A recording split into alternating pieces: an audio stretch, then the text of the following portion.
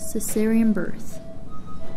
Cesarean birth, also known as a C-section, is a surgical procedure in which incisions are made through a woman's abdomen and uterus to deliver her baby. Today, about 1 in 3 women have C-sections in America, that being about 33% of births, and rates are increasing for women of all backgrounds. In the last decade, these alarming C-section rates have ranked America 5th in the entire world. And according to the World Health Organizations, countries with C-sections higher than 15% are putting women's lives at risk. With rates this high, it is time to talk about it. C-sections have become part of our culture. It is the new natural, which can be threatening for the lives of many. For instance, there was a maternal request estimation of 4 to 18% from all C-sections, and evidence suggests that requests are increasing. Although C-sections can save lives, there are 2 important factors fueling such high and risky percentages: doctors' fear of liability and women's lack of information. As fear persists, 77% of obstetricians and gynecologists have at least one lawsuit in the U.S. This affects maternity providers' decisions in the delivery process, reflecting upon the increase of C-sections in this country. It is in the convenience of doctors to perform C-sections because they can be planned and require less time span, and essentially creating an ease to liability.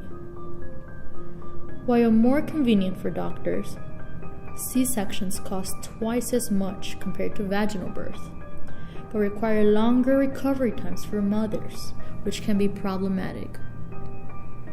Needless to say, with C-sections, there are many other momentary and long-term problems that women and newborns can partake in, and many are not aware of them.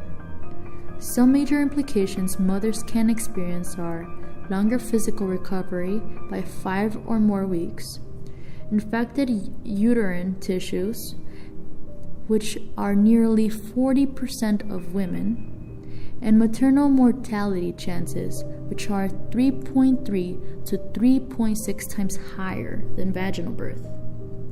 Some major risks for newborns are prematurity, considering 46% of premature births involve C-sections, breathing disorders with a chance of 30%, and a 50% chance of low APGAR test scores, measuring the heart rate, reflexes, color, muscle tone, and respiration of baby.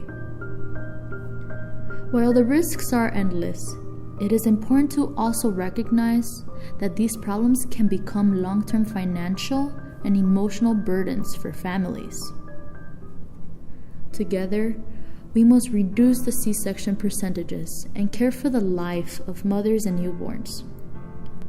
We should inform women about other birth possibilities like home birth through midwives because they appear to reduce the likelihood of C-sections.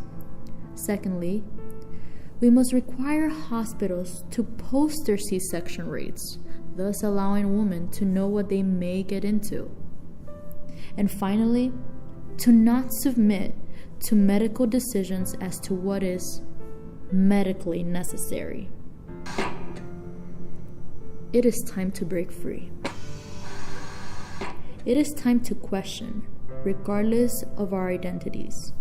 It is time to trust one's own body without the justification of strategized medical standards. It is time to learn. It is time to have control. It is time to spread the word.